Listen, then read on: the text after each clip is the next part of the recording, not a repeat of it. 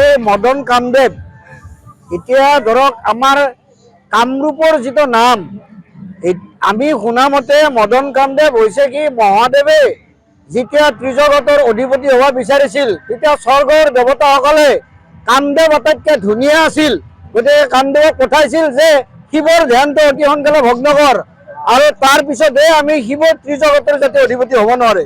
তেতিয়া মহাদেৱ ধ্যানত থকা অৱস্থাত কামদেৱে আহি বিভিন্ন অংগী ভংগী দি ধ্যান ভগ্ন কৰিব বিচাৰিছিল।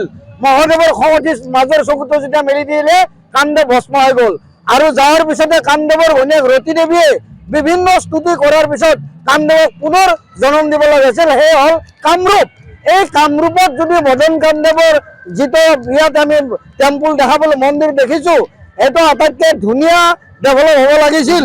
ইয়াতে বিভিন্ন ধৰণৰ মানুহ আহে, এইবিলাক ৰিচাৰ্চ কৰিব লাগিছিল কেনেকৈ ইয়াত উৎপত্তি হ'ল, কামদেৱৰ এই শিলাবিলাক কেনেকৈ ভাঙি চিঙি কেনেকৈ চুৰমাৰ হ'ল। ইয়াৰ বিষয়ে 1950 চনৰ যি ভূমিকম্পত আমাৰ চানডুবি গুৱাহাটীৰ পৰা 72 কিলোমিটাৰ দক্ষিণে ভূমিকম্পৰ ফলত চানডুবি হ্ৰদৰ সৃষ্টি হৈছিল আৰু মই শুনা মতে ইয়াতো সেই 1950 চনৰ ভূমিকম্পত এই মন্দিৰটোৰ আৱিৰ্ভাৱ হোৱা বুলি মই শুনিছোঁ।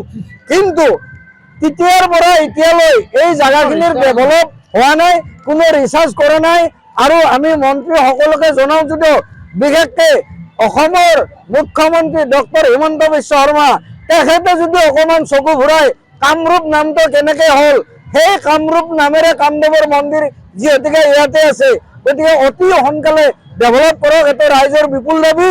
তেখেতে এইটো কৰিলে এটলিষ্ট কামৰূপৰ নামটো এটলিষ্ট যিটো কামৰূপ ডিষ্ট্ৰিক্ট তাৰ নামটো থাকিব।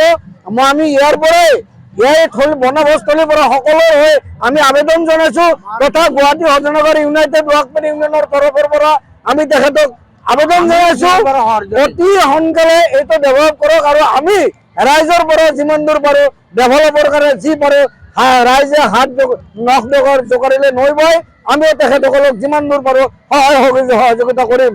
ৰাম মন্দিৰ যদি মানুহৰ ডনেশ্যনেদি হয় মদন কামদেৱ হ'ব, কিন্তু অসমৰ মুখ্যমন্ত্ৰী বিশেষভাৱে চকু দিয়ক, এইটো আমাৰ আহ্বান।